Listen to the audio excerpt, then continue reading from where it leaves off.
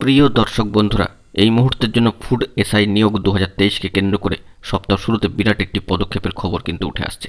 Breaking news থাকছে ভিডিওর মধ্যে, সবটাই তুলে ধরার চেষ্টা করছি। গুরুত্বপূর্ণ এই আর্জেন্ট ভিডিওটিকে অবশ্যই আপনাদের জন্য সিরিয়াস ম্যাটারটিকে অবশ্যই আর্জেন্ট ভিত্তিতে ক্রিয়েট করে তুলে ধরছি। তাই ভিডিওটিকে সম্পূর্ণ শেষ পর্যন্ত শুনে বোঝার চেষ্টা করবেন ও ভিডিওটিকে শেষ পর্যন্ত দেখে নেবেন। এবং যে সমস্ত বন্ধুরা চ্যানেলটি এখনও পর্যন্ত সাবস্ক্রাইব করেননি, এখনই সাবস্ক্রাইব করে নিয়ে সঙ্গে থাকবেন। চলুন সপ্তাহ শুরুতে ফুড এসআই নিয়োগ 2023কে কেন্দ্র করে গুরুত্বপূর্ণ পদক্ষেপের খবরে আমরা প্রবেশ করে সম্পূর্ণ বিষয়টিকে জেনে নেওয়ার চেষ্টা করি। বন্ধুরা, একটি বিষয় আলোচনা শুরুর পূর্বে জানাই, অনেকেই কিন্তু নানা ধরনের বিভ্রান্তিকর খবর দিয়ে আপনাদেরকে অবশ্যই বিভ্রান্ত করার চেষ্টা করেন।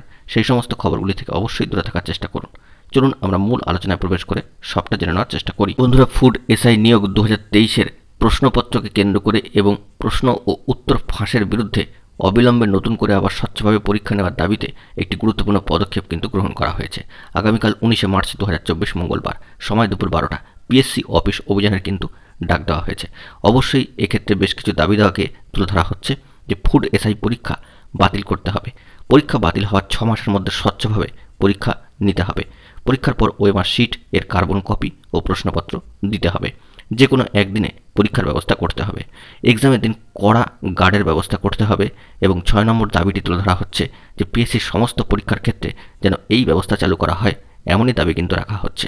এবং এই দাবি নিয়ে অবিলম্বে 19শে মার্চ অর্থাৎ আগামীকাল 2024 মঙ্গলবার দুপুর 12টায় পিএসসি অফিস অভিযানের কিন্তু ডাক দেওয়া হয়েছে। মূলত যে গুরুত্বপূর্ণ দাবিটি প্রথমেই হাইলাইট করা হচ্ছে সেটি হচ্ছে যে গত ফুড এসআই এক্সাম যে হয়ে গেল তার প্রশ্ন ও উত্তর ফাঁসের বিরুদ্ধে অবিলম্বে নতুন করে স্বচ্ছভাবে পরীক্ষা নেওয়ার দাবি জানিয়ে এই পিএসসি অফিস অভিযানের কিন্তু ডাক দেওয়া হয়েছে আগামীকালকের ক্ষেত্রে।